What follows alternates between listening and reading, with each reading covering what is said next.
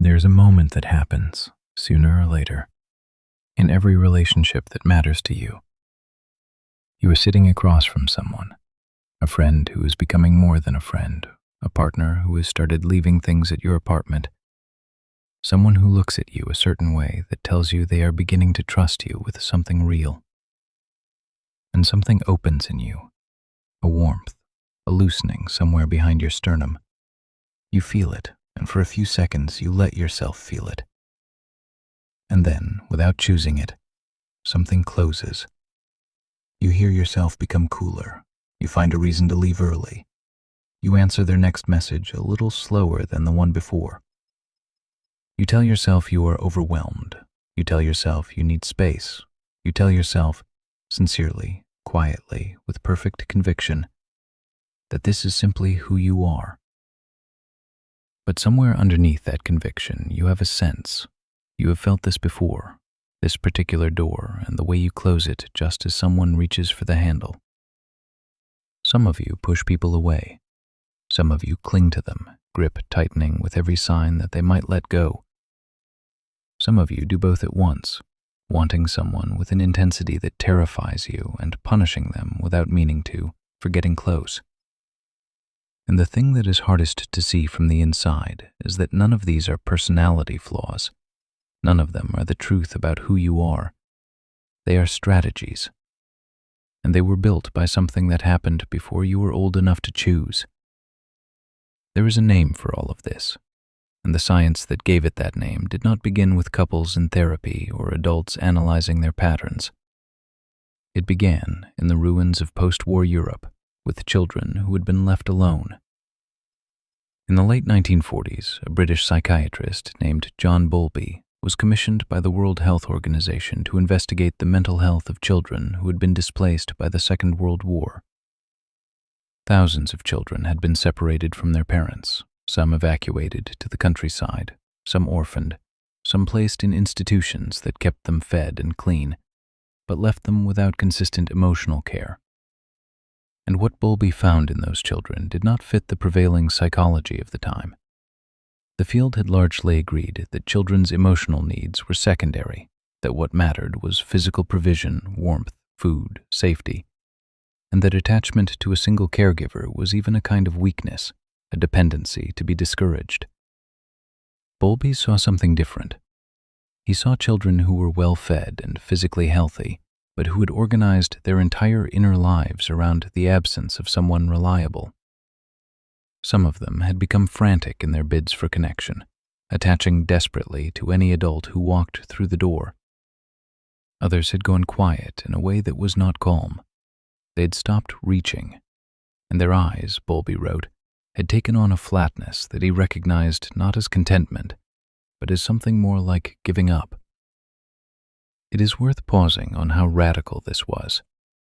In the decades before Bowlby, the dominant thinking in child psychology had been shaped by behaviorism, a school of thought that treated emotional responsiveness to children as a kind of dangerous indulgence. John Watson, one of the most influential American psychologists of the early 20th century, had advised parents in 1928 to never hug or kiss their children, never let them sit on your lap, and to limit physical contact to a single handshake in the morning. The fear was that warmth would create dependency, and dependency was weakness. Institutions that cared for orphaned children prided themselves on physical hygiene and nutritional adequacy, and saw emotional engagement as beyond the scope of their responsibilities. Children in these settings, well-fed and physically safe, were dying at extraordinary rates, not from disease, but from what the Austrian-American researcher René Spitz, working independently of Bowlby around the same time, would call hospitalism, the failure to thrive in the absence of a consistent emotional bond. Bowlby was not working in a vacuum. He was working against a century of institutional certainty that the emotional life of a child was secondary, manageable, and correctable through discipline. What the children he studied in post-war Europe were showing him was that this certainty had cost an enormous number of people something irreplaceable. He concluded something radical for its time. that the need for a secure, reliable emotional attachment was not a weakness. It was not something to be trained out of children or managed, or treated as a luxury after the real needs were met. It was a biological necessity, as fundamental to human survival as food or warmth. The human infant, unlike the young of almost any other species, is completely dependent for years. The nervous system of a child is designed from birth to search for one organizing question. Is there someone here I can rely on? That question does not go away when you grow up. It only goes quieter. In 1969, a developmental psychologist named Mary Ainsworth, one of Bowlby's colleagues, designed an experiment that would become one of the most replicated and discussed studies in the history of psychology. She called it the strange situation. The procedure was simple. A mother brought her toddler into an unfamiliar room equipped with toys. They spent time together. Then the mother left. A stranger entered, and Ainsworth and her team watched what happened, not just in the child's behavior, but in everything they could measure: heart rate, cortisol levels, the specific movements of the child's face and body. What emerged from hundreds of sessions was not a spectrum of distress and calm. It was 3 distinct patterns. And if you sit with them honestly, you will recognize yourself in one of them. The first group of children explored freely while their mother was present. They were upset when she left, genuinely distressed, not performing distress. And when she returned, they moved toward her, were comforted, and returned to play. These children were what Ainsworth called securely attached. They had learned, through thousands of ordinary, repeated moments, that their caregiver was reliable, that reaching out led to being met, that needing someone was not a dangerous thing to do. Their internal map of relationships said, "When I reach, someone comes. When I am frightened, there is somewhere to go." The second group barely left their mother's side. They were watchful, hypervigilant, tracking her every shift of weight or change of expression. When she left, they were inconsolable. When she returned, and this was the thing that made Ainsworth look twice, they were both desperate for her and resistant to her comfort. They reached out and pulled back simultaneously. They could not settle. These children were anxiously attached. Their internal map said, "Care is available, but unpredictably. The only strategy is to keep the signal high, never stop watching, never fully relax, because the moment you stop monitoring, the warmth might disappear." The third group seemed, from the outside, fine. They explored independently. When their mother left, they did not appear distressed. When she returned, they did not turn toward her. They kept their attention on the toys, or turned away, or moved to a different part of the room. They looked self-sufficient. They looked, to the casual observer, like the most secure of all. But Ainsworth measured their cortisol and their heart rates, and what she found underneath the composed surface broke something in her. These children were not fine. Their bodies were carrying the same stress as the most distressed child in the study. They'd simply stopped showing it. These children were avoidantly attached. They had learned, through their own thousands of ordinary moments, that reaching out did not work, that expressing need led to nothing, or to withdrawal, or to something worse. And so they had done the only thing available to them. They had suppressed the reaching. They had gone underground with the need. But the need was still there. The avoidant child is the one that is hardest to see, and it is the one in adulthood that is hardest to reach. In 1987, 2 researchers named Cindy Hazan and Phillip Shaver published a study that moved Ainsworth's framework from the nursery into the adult world.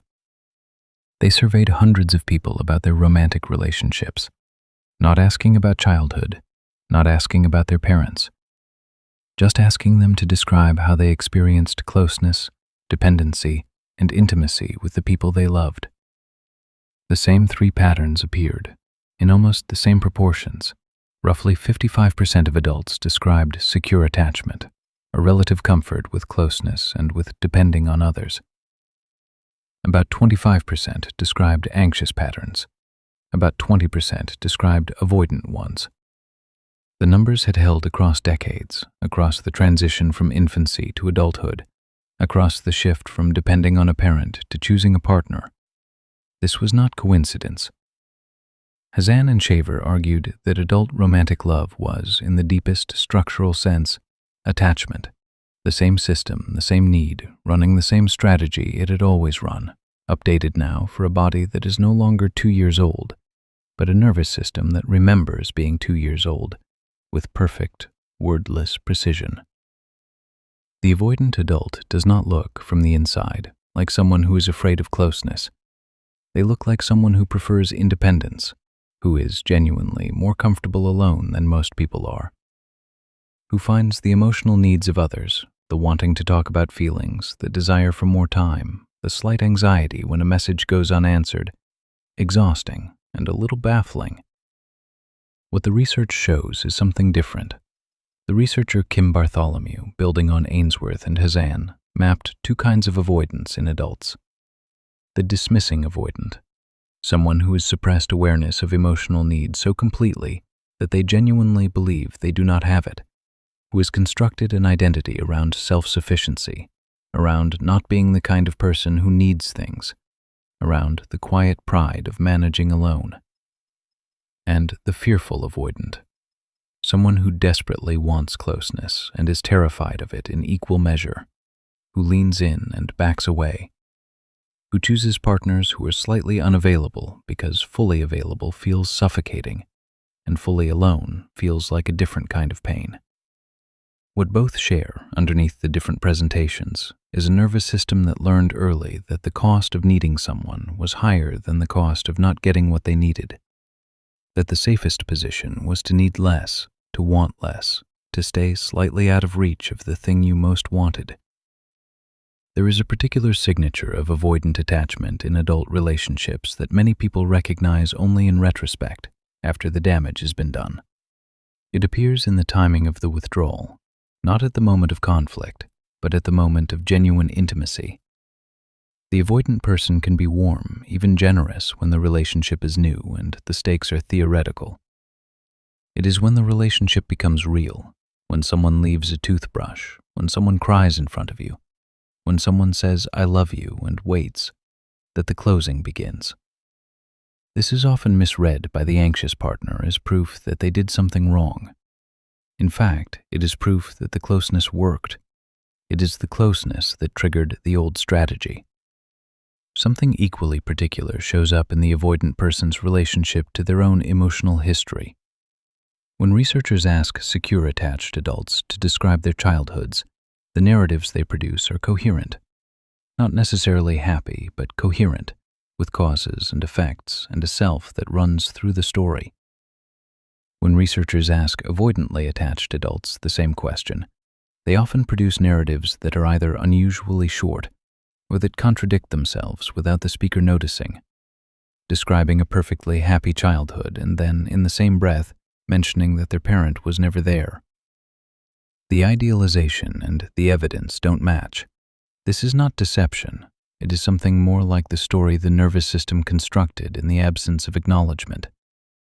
If you could not afford to feel what the childhood cost you, the only option was to not quite tell the whole story, even to yourself. The anxious adult knows what they want. They want closeness, reassurance, the certainty of being chosen. What torments them is not the desire, but the fear that the desire itself is the problem, that they are too much, that their need, unedited and unmodulated, will eventually push away everyone they love. And so there is a doubling, the reach toward the person, and the simultaneous terror that the reaching is the very thing that will cost them the person. The psychologist Sue Johnson, who spent decades developing emotionally focused therapy and studying how couples break and repair, identified a pattern she saw in nearly every distressed relationship she ever worked with. She called it the protest polka. One person pursues, texting more when the responses slow down, wanting to talk about what is happening, tracking the emotional temperature of the relationship with constant invisible instruments. One person withdraws, needing space after intensity, shutting down when the emotional demands rise, finding their focus narrowed to a single point of overwhelm. And here's what makes the dance so hard to stop.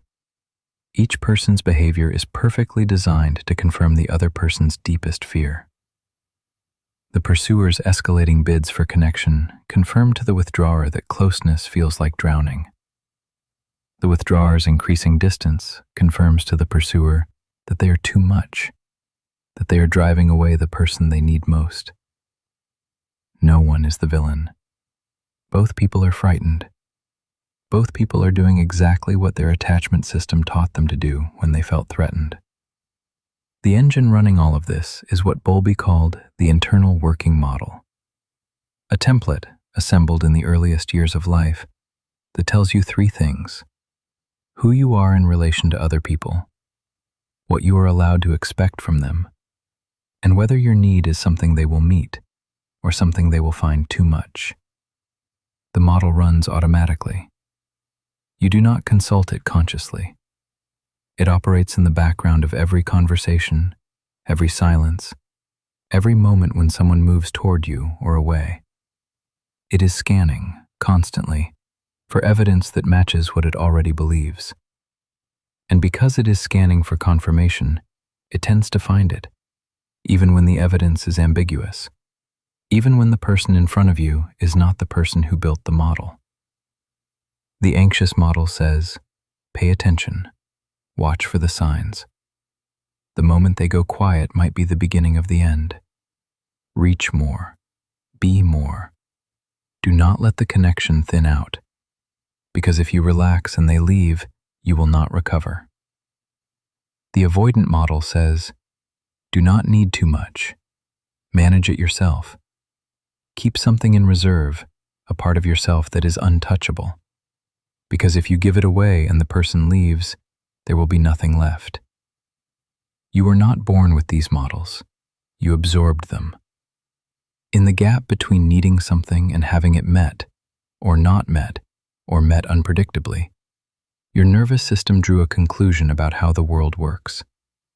And it has been operating on that conclusion ever since. There is a finding in the long-term attachment research that most people who know about attachment theory have not heard. The patterns are not permanent. Mary Main, one of Ainsworth's collaborators, followed the original strange situation children into their adult years and found a proportion of people who defied prediction. They had been insecurely attached as children. Their early environments had given them every reason to build the anxious or avoidant model. And yet, by the time they were adults, their relationship patterns were indistinguishable from those of people who had been securely attached from the beginning. Main called them earned secure, not born secure, earned. What had happened to them across the intervening years was what the researchers call a corrective emotional experience. A relationship with a teacher, a mentor, a therapist, a partner, a grandparent who showed up even when the parents didn't, that provided, slowly and repeatedly, evidence that contradicted the old model, that demonstrated in the small currency of ordinary moments that reaching out could work, that being known did not always lead to being abandoned, that closeness did not always end in pain. The research by Mario Michelincer and Phillip Shaver took this further. They showed that even people with insecure attachment styles could temporarily access the secure state through what they called security priming, simply bringing to mind a specific memory of someone who had made them feel safe, unconditionally, even briefly. A single image of a person who had held the door open on the worst day of a terrible year. That memory activated the neural architecture of security, briefly, measurably, in people who had spent decades without it. The capacity was already there. It was waiting for evidence that it was safe to come forward. What the research on earned security suggests is not that trauma disappears or that the old model is erased. The working model, once built, leaves traces in the body, in the automatic responses, in the moment of closing that arrives before you have a chance to choose differently. What changes is not the template itself, but the awareness of the template, and the space between the trigger and the reaction. Securely attached adults who had insecure childhoods report that the old patterns can still activate under stress, that under enough pressure, they can feel the familiar pull toward hypervigilance or withdrawal. What is different is that they recognize it as a pull rather than as the truth. This is what therapy and certain relationships make possible. Not the removal of the old map, but the drawing of a new one alongside it, a second option, a pause that was not available when the first map was drawn.